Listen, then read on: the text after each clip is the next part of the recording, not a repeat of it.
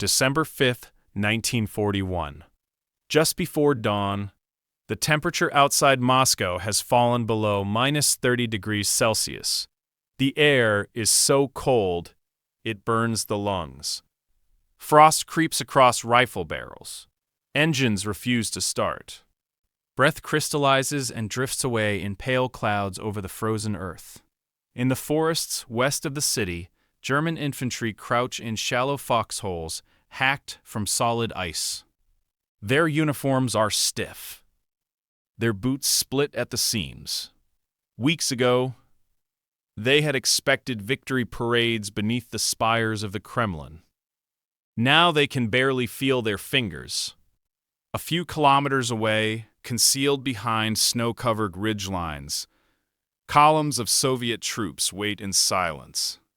Fresh divisions, Siberians in white camouflage, skids stacked beside artillery crews, orders already memorized. The horizon is still dark.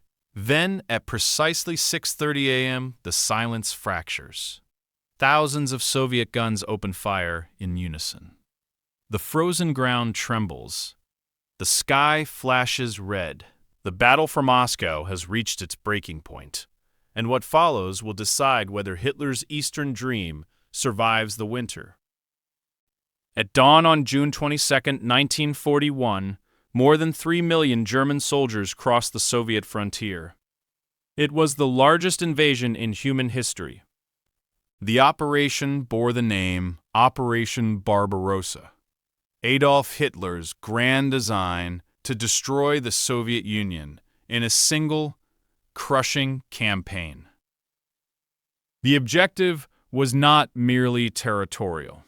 It was ideological. Hitler envisioned the conquest of Lebensraum in the East, the annihilation of Bolshevism, and the reduction of the Soviet state into fragments. 3 massive army groups surged forward along a front stretching nearly 1,800 miles. To the north, Army Group North advanced toward Leningrad. To the south, Army Group South pushed into Ukraine. But the decisive blow was assigned to Army Group Center, commanded by Field Marshal Fedor von Bock. Its objective was Moscow. The German war machine moved with terrifying speed. Panzer divisions, supported by dive bombers and motorized infantry, smashed through Soviet border defenses. Entire Soviet armies were encircled in the opening weeks. At Minsk, Smolensk, Uman, vast pockets closed like steel traps. Hundreds of thousands of Red Army soldiers were captured. Equipment was abandoned in staggering quantities. The Wehrmacht appeared unstoppable. By July, German armored spearheads had advanced hundreds of miles. The Soviet command structure reeled under the shock. Communications collapsed. Stalin, stunned by the scale of the invasion, briefly withdrew from public view. The Red Army's forward defenses disintegrated under the pressure of Blitzkrieg tactics, rapid armored thrusts designed to penetrate, encircle, and annihilate. Yet, beneath the surface of German success, cracks were already forming. The distances of the Soviet Union were immense. Supply lines stretched dangerously thin.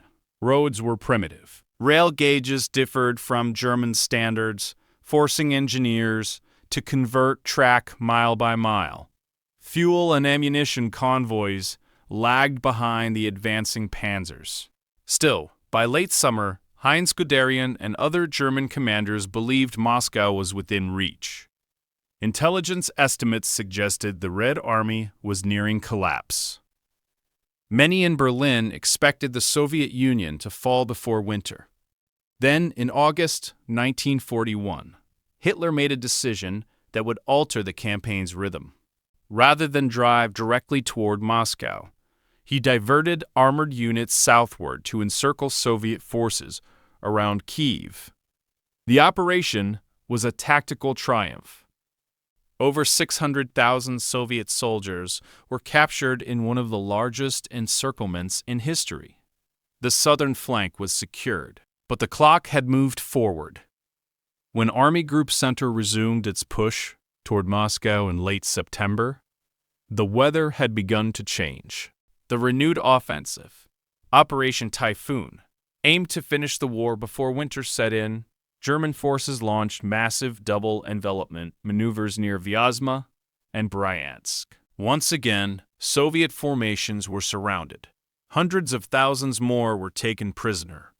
To German eyes, the path to Moscow appeared open. Yet something fundamental had shifted. Soviet resistance, though battered, had not collapsed. New divisions emerged from the depths of the country.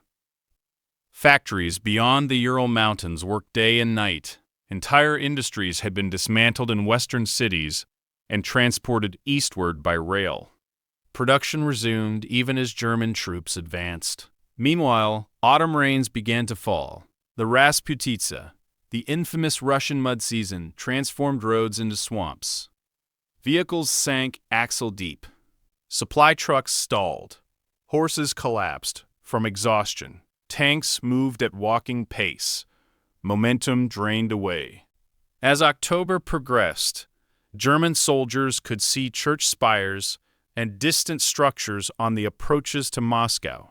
Civilians fled eastward in long columns. Trenches were dug around the capital. Panic flickered through the city, but winter was gathering strength. By November, temperatures plunged below freezing.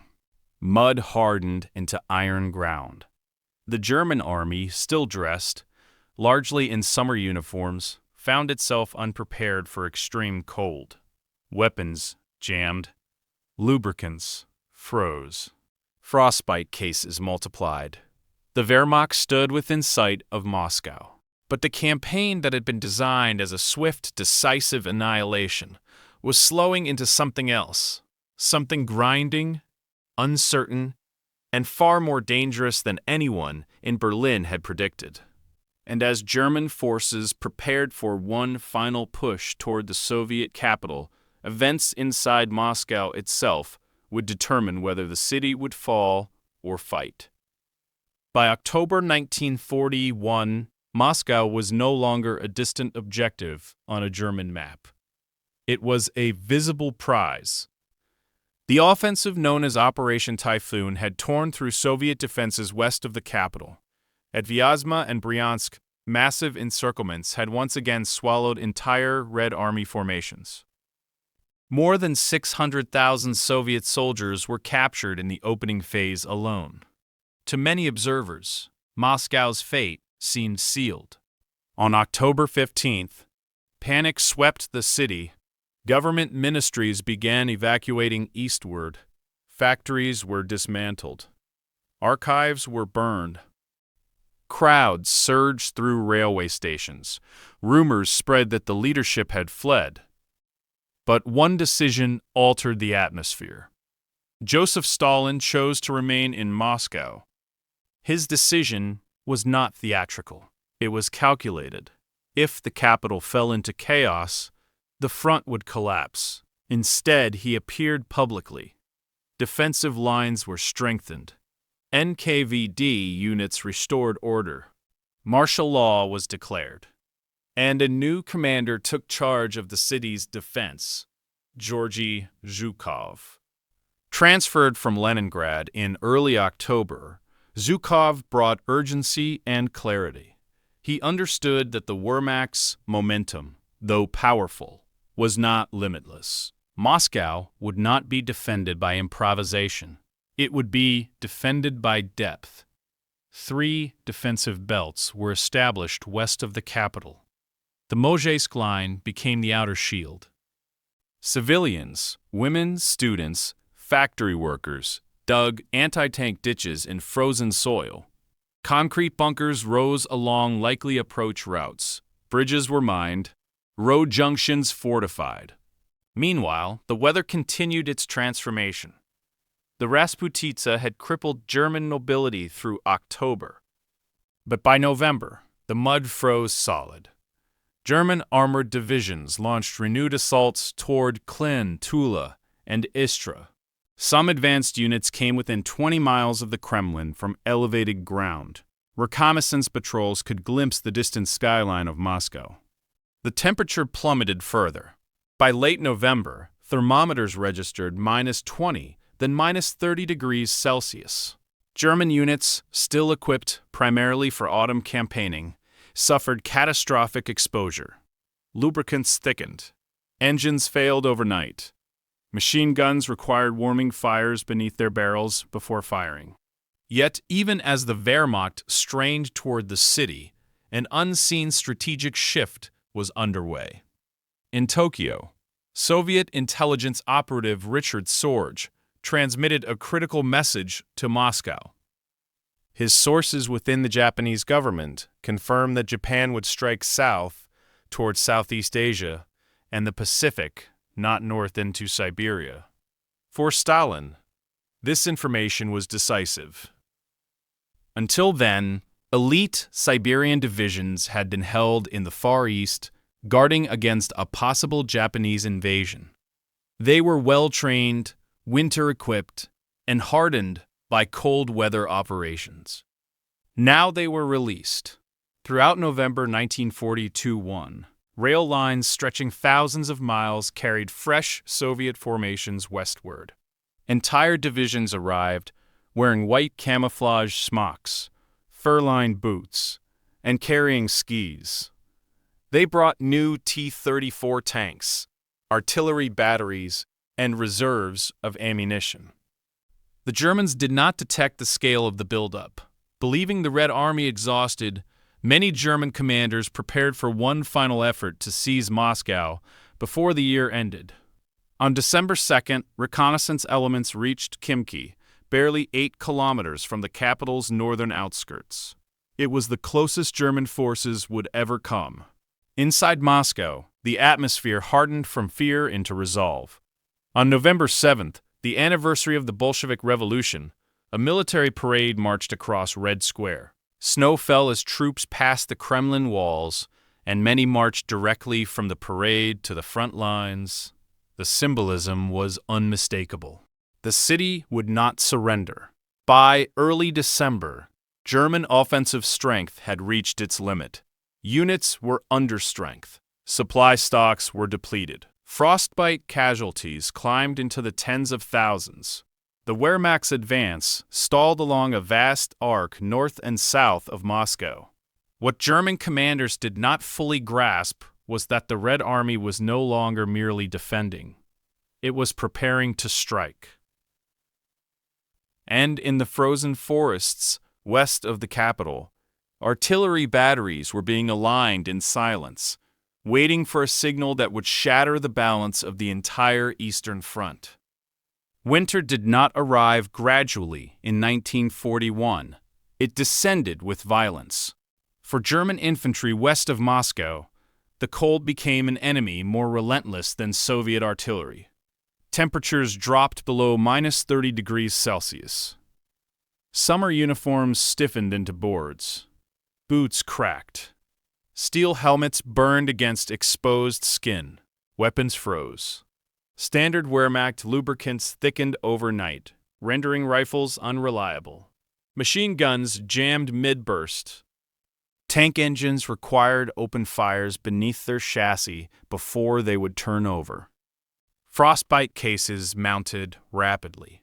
By December, tens of thousands of German soldiers were classified as non-combat casualties due to exposure alone. Field hospitals filled with men whose fingers and toes had blackened beyond recovery. The German High Command had assumed the campaign would end before winter. Cold weather clothing had not been distributed in sufficient quantities. Supply lines, already strained by distance and mud, could not compensate. Across the lines, Soviet troops endured the same temperatures, but not the same shock. Many of the newly arrived Siberian divisions were accustomed to Arctic conditions. They wore padded jackets, fur-lined boots, and white camouflage. They moved on skis through forests impassable to vehicles. Their rifles were maintained with cold-resistant oil. For the first time since June, the environmental advantage belonged to the Red Army. Winter did not win the battle by itself, but it stripped away the illusion of German invincibility. It slowed movement, punished overextension, and equalized a conflict that had been defined by speed. And in that stillness, commanders began calculating their next move. The defense of Moscow rested heavily on one man, Georgy Zhukov. Zhukov was not sentimental. He was methodical, relentless, and often ruthless, having overseen defensive operations at Leningrad. He arrived in Moscow in October 1941 with a clear objective: stabilize the front, preserve reserves, and wait for the moment when German momentum would break. He resisted pressure to commit reserves prematurely. Instead, he organized layered defensive belts west of the capital. Anti-tank positions were dug. Artillery was dispersed and concealed. Maskirovka, Soviet deception doctrine, was employed to hide troop movements and exaggerate defensive weakness in selected sectors. Zhukov understood something critical. German forces had outrun their logistical foundation. The Wehrmacht's operational model depended on sustained movement. When forced into static winter positions, its advantages diminished. Zhukov planned not a desperate defense, but a calculated counterblow delivered at the point of German exhaustion. Throughout November, reserve armies were assembled quietly behind the lines. Fresh formations were positioned along the Kalinin, western, and southwestern fronts. Artillery was stockpiled. Reconnaissance mapped German positions in detail. The gamble was immense. If the counteroffensive failed, Moscow would be left exposed. But if timed correctly, it could rupture the entire German front. Zhukov chose early December. The decision would test not only the Red Army's resilience, but its ability to transform defense into momentum. Far from the frozen forests outside Moscow, a different battle had been fought in shadows. In Tokyo, Soviet intelligence officer Richard Sorge operated under deep cover within diplomatic circles. By late 1941, he had cultivated access to high-level Japanese officials. His most important report reached Moscow in September. Japan, he confirmed, would not attack the Soviet Far East in 1941. Instead, it intended to strike south toward the Pacific and Southeast Asia. For Stalin, this intelligence was transformative. The Soviet Union had long feared a two-front war. As long as Japan posed a threat in Siberia, elite divisions had to remain stationed thousands of miles east. Sorge's information provided the assurance Stalin required. Beginning in October, Siberian divisions were redeployed westward by rail. They arrived in Moscow not as fragmented reinforcements, but as intact, combat-ready units. Well-equipped, winter-hardened, morale steady. German intelligence failed to anticipate the scale of this transfer. Many within the Wehrmacht believed the Red Army had exhausted its manpower reserves. They were wrong. The divisions arriving from the east would become the spearhead of the winter counteroffensive, proof that intelligence, as much as artillery, could alter the course of a campaign. And by early December 1941, the convergence of winter hardship, strategic patience, and unseen intelligence had created conditions ripe for a reversal that few in Berlin believed possible. The pieces were now in place, but execution would determine whether Moscow merely survived or struck back. Since September 1939, the German method of war had seemed unstoppable. In Poland, in France, in the Balkans, speed and coordination shattered opponents before they could reorganize. Tanks pierced front lines. Aircraft suppressed resistance. Infantry followed through gaps with precision. Blitzkrieg was not merely a tactic. It was psychological dominance. But outside Moscow, that dominance eroded. The German model depended on rapid encirclement and continuous forward motion. It required fuel, spare parts, secure supply routes, and clear operational flexibility. By November 1941, all of those conditions were deteriorating. Distances across the Soviet Union were vast, beyond European precedent. Rail conversion lagged behind advancing armies. Supply trucks broke down on frozen roads. Horse-drawn wagons, still essential to Wehrmacht logistics, struggled in deep snow. More importantly, the Red Army no longer disintegrated upon contact. Encircled Soviet formations in June and July had often collapsed. By October and November, resistance stiffened. Defensive belts absorbed shock. Counterattacks disrupted German timetables. Even small Soviet units fought stubbornly in forests and villages. Blitzkrieg was built for momentum. Winter imposed immobility. The German army had no comprehensive doctrine for prolonged, static winter warfare at such scale. Operational initiative slipped away not in a dramatic collapse, but in incremental frustration. Each kilometer forward required disproportionate effort. By early December, the German spearheads were extended, exhausted, and increasingly defensive, a posture for which they were neither psychologically nor logistically prepared. The war had begun as a lightning strike. It was becoming a contest of endurance. As German forces stalled before Moscow, tensions rose within the high command. Several field commanders, including Heinz Guderian, recognized the danger. Units were under strength. Vehicles were immobilized. Defensive lines were thin and exposed. Tactical withdrawals to more defensible positions seemed logical. But Adolf Hitler saw retreat as weakness. From his headquarters at the Wolf's Lair in East Prussia, Adolf Hitler issued increasingly rigid directives. No ground was to be abandoned without explicit permission. Units were ordered to stand fast and hold their positions at all costs. The reasoning was ideological as much as strategic. Hitler believed that firm resolve would stabilize the front. He feared that any authorized withdrawal might cascade into collapse, as had happened in 1918 during the First World War. Yet the circumstances were different. In December 1941, German units were not merely pressured by enemy attacks, they were threatened by exposure, logistical breakdown, and encirclement. When Soviet forces began their counteroffensive, local commanders requested flexibility to reposition. Permission was often denied. Some officers defied orders and withdrew regardless. Others complied and saw their units overrun.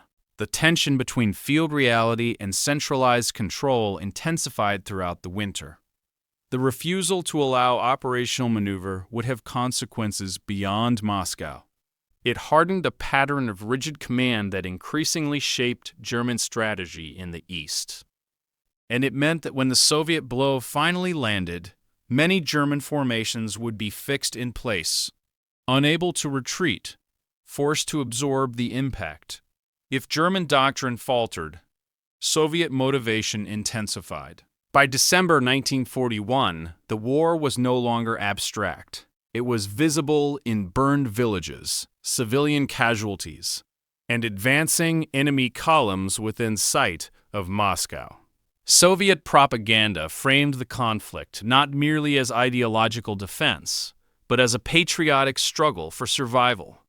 The phrase "Great Patriotic War" entered common usage. Factories in Moscow continued producing weapons under threat of bombardment. Civilians volunteered for labor battalions. Women dug trenches through frozen soil. Students joined militia units. Trains carried wounded east and reinforcements west in continuous rotation. On November 7th, as snow fell across Red Square, Soviet troops marched in parade formation past the Kremlin walls. It marked the anniversary of the October Revolution. Many units marched directly from the ceremony to front-line positions. The symbolism resonated deeply. Moscow would not be surrendered quietly. Morale was not uniform. Fear existed. Losses were immense. Entire divisions had been destroyed in previous months. But something hardened within the Soviet defense. A recognition that retreat beyond Moscow could fracture the state itself. For many Red Army soldiers, the city represented more than a strategic objective. It was political nerve center, industrial hub, and cultural heart. The defense became existential. And when the order came to counterattack, it was not merely a tactical maneuver. It was a declaration that the Red Army would not simply endure winter, it would use it. On December 5, 1941, the silence along the frozen front finally shattered, and the Red Army began the offensive that would transform Moscow from a city under siege into the pivot of the Eastern Front. In the early hours of December 5, 1941, the temperature hovered near minus 30 degrees Celsius. Across a front stretching hundreds of kilometers, Soviet artillery crews waited beside guns half buried in snow. Orders had been synchronized down to the minute. Ammunition had been stockpiled in secrecy. Reserve armies stood poised behind the lines. At 6:30 a.m., the barrage began. From the positions of the Kalinin Front in the north to the Southwestern Front in the south, thousands of artillery pieces opened fire. The frozen ground shook beneath the concussion. German forward positions, already thin, already strained, were struck with sudden, concentrated force. The Soviet winter counteroffensive had begun. Under the command of Georgy Zhukov, the Red Army struck simultaneously along key sectors north of Moscow, near Kalinin. Soviet forces aimed to push back German units, threatening the capital's northern approaches. West of the city, along the Western Front, fresh divisions advanced toward Klin and Istra. Southward, near Tula, Soviet troops targeted the exposed flanks of German armored formations. The attack was not chaotic. It was methodical. Siberian divisions dressed in white camouflage advanced through forests on skis, bypassing roads that German forces depended upon. T-34 tanks whose wide tracks performed better in snow than many German vehicles pushed forward against weakened defensive lines. Cavalry units exploited gaps where resistance faltered. For many German soldiers, the assault came as a shock. The Wehrmacht had expected to defend against limited counterattacks. It did not anticipate a coordinated, large-scale offensive across such breadth. Intelligence estimates had underestimated Soviet reserves. German commanders believed the Red Army had little capacity left for sustained operations. They were wrong. On December 6, the offensive intensified. Soviet formations advanced several kilometers in multiple sectors. In some areas, German front lines buckled within hours. Units suffering from frostbite and exhaustion struggled to respond. Communications faltered as equipment malfunctioned in the cold. The German 3rd and 4th Panzer Groups, which had spearheaded the drive toward Moscow weeks earlier, now found themselves under heavy pressure. Near Klin, Soviet forces pushed into the flanks of overstretched units. Around Tula, German attempts to encircle the city collapsed under counterattack. For the first time since June 22, 1941, German formations were not advancing. They were retreating. Field reports described confusion. Defensive positions were overrun. Supply dumps were abandoned in haste. Vehicles left immobilized by frozen engines were destroyed to prevent capture. In some sectors, the Soviet advance reached 10 to 15 kilometers within days. It was not yet a rout, but it was unmistakably a reversal. German commanders requested authorization to withdraw to shorter, more defensible lines. The front, extended and thin, risked being pierced in multiple locations, but permission was uncertain, delayed, or denied. Meanwhile, Soviet artillery continued to hammer known German strongpoints. Infantry pressed forward in waves, supported by tanks that maneuvered effectively in winter conditions. The psychological shock of the offensive compounded its physical impact. The aura of German inevitability, cultivated through months of victories, began to fracture. By mid-December, the Soviet counteroffensive expanded beyond localized sectors. Additional armies were committed. Pressure mounted north and south of Moscow simultaneously, threatening encirclement of German salients. The Wehrmacht, which had stood within sight of the Kremlin only days earlier, was being forced backward across the same frozen ground it had crossed in triumph weeks before. The momentum of the Eastern Front had shifted. What had begun as a defensive stand in Moscow's darkest hour was transforming into a sustained counteroffensive, one that would test not only German tactical resilience, but Hitler's strategic resolve. And as Soviet forces advanced through snow-covered forests and shattered villages, the question facing the German High Command was no longer how to capture Moscow. It was how to prevent the collapse of their entire Central Front. By mid-December 1941, the German line before Moscow was no longer a spear point aimed at the Soviet capital. It had become a fractured arc struggling to hold together. Soviet pressure intensified daily. Northwest of Moscow, near Klin, Red Army forces broke through elements of the German 3rd Panzer Group. The town fell on December 15th after heavy fighting. German units withdrew in disorder, abandoning equipment that could not be salvaged in the cold. The retreat was not always orderly. Columns jammed frozen roads. Stragglers collapsed in snowdrifts. Further south, around Kaluga and Tula, Soviet armies pushed back formations that had once aimed to encircle the capital. The German 2nd Panzer Army, commanded by Heinz Guderian, faced mounting pressure. Guderian warned that his units were dangerously exposed and requested permission to pull back to more defensible terrain. The response from Berlin was uncompromising. Adolf Hitler ordered his forces to stand fast. No retreat without explicit authorization. Positions were to be held to the last man. The Führer believed that firmness would stabilize the front. He feared that any general withdrawal might dissolve into panic. But the winter battlefield did not bend to ideology.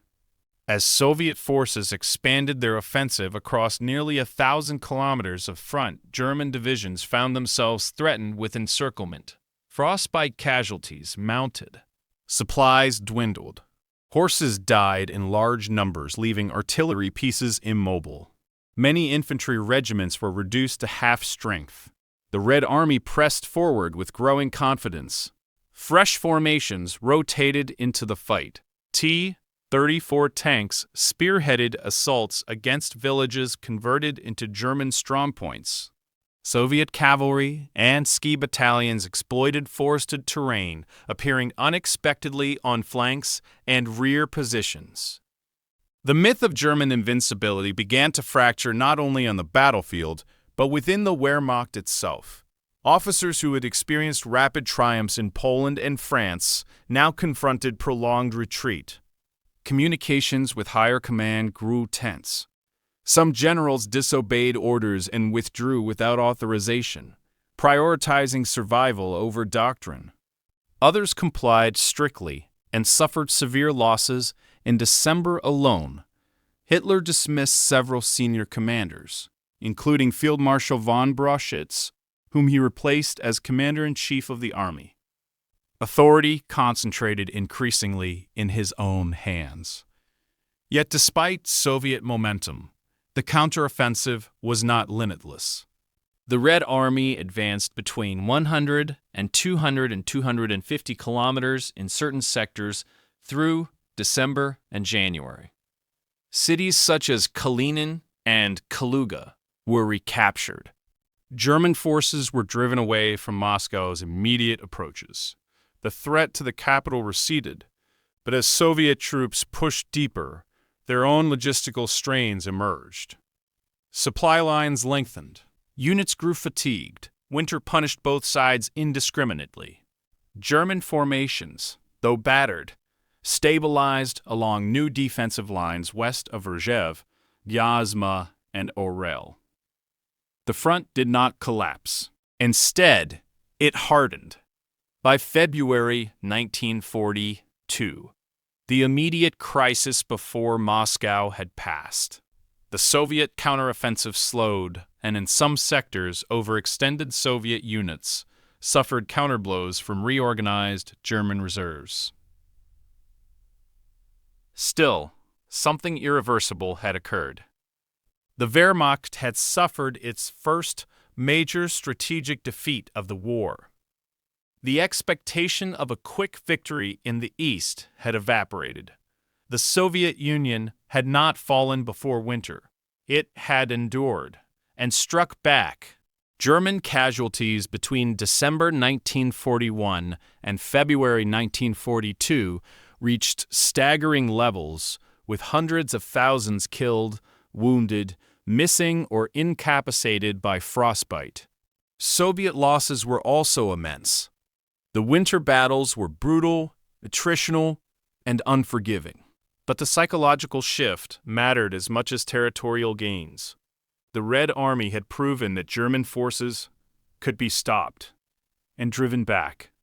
The frozen fields west of Moscow became more than a battleground.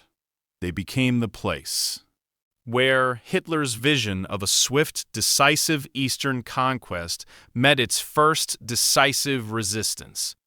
And as the snow settled over abandoned trenches and burned out vehicles, the consequences of that resistance began to ripple far beyond the outskirts of the Soviet capital. When the Soviet counteroffensive pushed the Wehrmacht back from Moscow, the immediate tactical result was clear. The capital had survived. But the deeper consequences unfolded slowly, like cracks spreading beneath ice. For the first time since September 1939, Germany had failed to achieve its primary strategic objective. The campaign that began with Operation Barbarossa had been conceived as a short war. German planners anticipated the destruction of the Red Army west of the Dnieper and Dvina rivers within months. Moscow, as political and transportation hub, was expected to fall before winter. It did not. Instead, by February 1942, German forces had been pushed back between 100 and 250 kilometers from their forward December positions. The front stabilized far west of the Soviet capital. The Blitzkrieg timetable had collapsed. In Berlin, the psychological shock was profound. Official propaganda initially minimized the scale of the retreat, describing it as front adjustments, but reports from the front could not be fully concealed. Casualty figures mounted. Frostbite incapacitated entire formations. Equipment losses were severe. The aura of unstoppable German momentum was broken. Inside the German high command, consequences followed swiftly. Adolf Hitler tightened his grip over military decision-making. In December 1941, he dismissed Field Marshal Walter von Brauchitsch and assumed direct command of the German army himself. Several senior officers were relieved of duty. Operational flexibility narrowed further as Hitler's distrust of his generals deepened. The defeat before Moscow did not destroy the Wehrmacht, but it altered its character. The war in the East would no longer be a campaign of rapid encirclements. It was becoming a prolonged struggle of attrition. Beyond Germany, reactions were immediate. In London, Prime Minister Winston Churchill recognized the significance. The Soviets' stand before Moscow demonstrated that Germany could be resisted on land at scale. British morale, strained by years of isolation, strengthened. Across the Atlantic, events were unfolding almost simultaneously. On December 7, 1941, just one day after the Soviet counteroffensive began, Japan attacked Pearl Harbor. The United States entered the war. Within days, Germany declared war on the United States. The conflict widened into a truly global war. While these events were not directly coordinated, the timing underscored the turning point nature of December 1941. Germany was now committed to a two-front global conflict while facing its first major reversal in the East. For the Soviet Union, the victory carried immense symbolic weight. The Red Army had endured catastrophic losses in 1941. Millions killed, wounded, or captured. Entire regions were occupied. Industry had been uprooted and relocated. Yet Moscow had held. The capital remained under Soviet control. The government had not fled. The state had not collapsed. The winter counteroffensive restored confidence within Soviet command structures.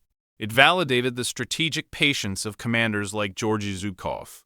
It confirmed that German forces were vulnerable when overextended. Still, the cost was staggering. Soviet casualties during the defense and counteroffensive around Moscow numbered in the hundreds of thousands. Entire units were expended to buy time and space. Villages west of the capital lay in ruins. Civilian suffering was immense. The immediate threat had receded, but the front line still stretched across thousands of kilometers. The winter of 1941 to 42 did not end the war in the East. It transformed it. What had begun as a war of rapid annihilation was now becoming a grinding contest between industrial capacities, manpower reserves, and strategic endurance. And both sides understood that the struggle ahead would be even more brutal than the one that had just frozen before Moscow. By the spring of 1942, the front before Moscow had stabilized, but nothing about the war remained the same. The winter battles had inflicted staggering losses. Between December 1941 and February 1942, German casualties on the Eastern Front are estimated between 250,000 and 500,000 killed, wounded, missing, or incapacitated by frostbite. Entire divisions required rebuilding. Vehicles destroyed by cold or combat could not be quickly replaced.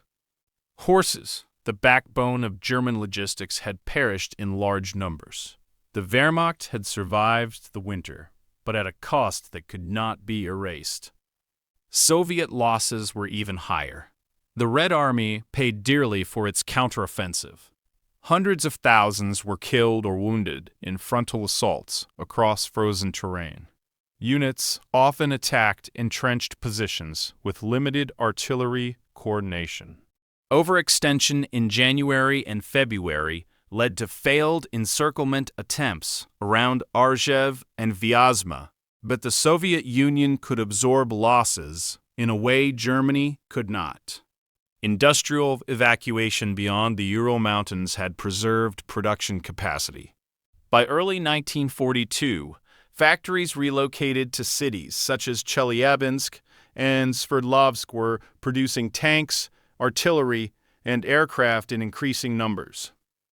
The T-34 tank, in particular, proved both durable and adaptable in winter conditions. The war was no longer defined by the rapid collapse of Soviet armies. It had become a struggle measured in divisions, factories, and time. German strategic planning adjusted accordingly. Hitler, unwilling to abandon the goal of defeating the Soviet Union, shifted focus southward for the summer of 1942. The new objective would be the oil fields of the Caucasus and the Volga River corridor. The campaign that followed would culminate in Stalingrad. But the road to Stalingrad began in the snow outside Moscow. The failure to capture the Soviet capital meant that the Red Army retained its central rail network hub. Moscow remained a logistical heart, enabling Soviet forces to shift reserves along interior lines. German armies, stretched across occupied territory, lacked that flexibility. Morale shifted subtly but decisively. Within the Wehrmacht, belief in inevitable victory weakened. Soldiers understood that the Soviet Union had not collapsed under pressure. Officers recognized that winter could return with equal severity the following year. Letters home reflected a new tone, one of caution rather than triumph. Within the Soviet Union, survival hardened into confidence. The defense of Moscow became a symbol of resilience. Propaganda celebrated the stand as proof that the Red Army could defeat the invader. The myth of German invincibility, cultivated through campaigns in Poland, France, and the Balkans, was permanently broken. Internationally, Allied coordination deepened.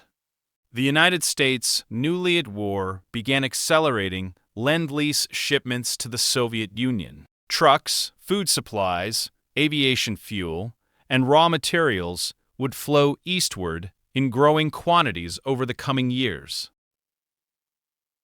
While the winter counteroffensive was achieved largely through Soviet effort, the broader coalition war effort now expanded around it.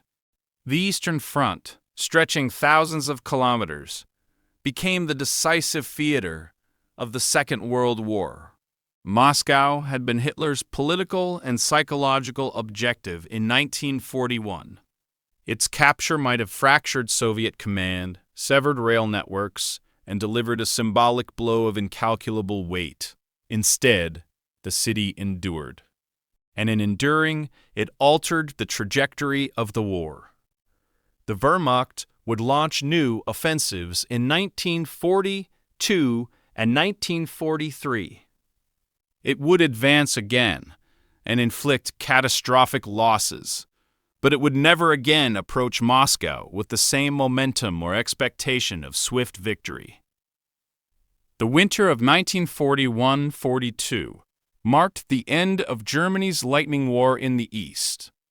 From that point forward, the conflict would be defined not by speed, but by exhaustion, a prolonged contest that would consume millions more lives before reaching its final reckoning in Berlin. And as the smoke cleared from the forests west of the capital, Moscow stood, scarred, battered, but unbroken, a silent witness to the moment when Hitler's Eastern dream began to dissolve in snow and fire.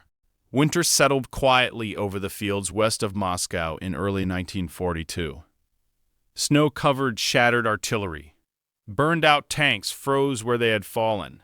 Trenches disappeared beneath white silence. What had been a front line became a scar running through forests and villages. Moscow had endured its darkest hour.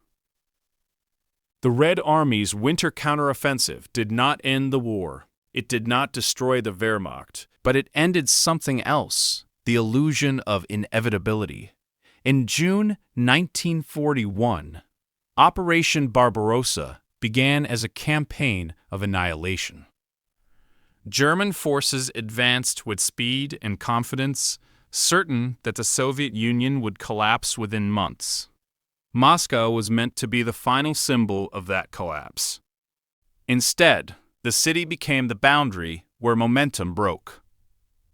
The winter exposed the limits of Blitzkrieg. It revealed the danger of underestimating geography, climate, and industrial depth. It demonstrated that ideology could not command the weather nor erase the resilience of a nation fighting for survival. For the Soviet Union, the defense of Moscow became proof that retreat was not destiny. For Germany, it marked the beginning of a war it could no longer win quickly, and perhaps not win at all.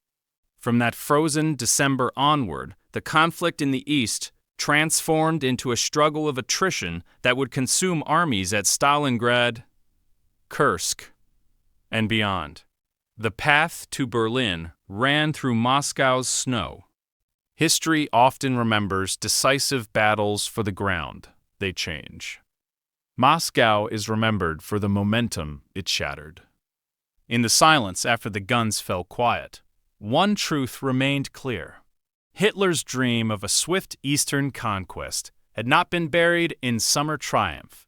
It had frozen and fractured in the winter before the Kremlin. And from that fracture, the long road to Germany's defeat began.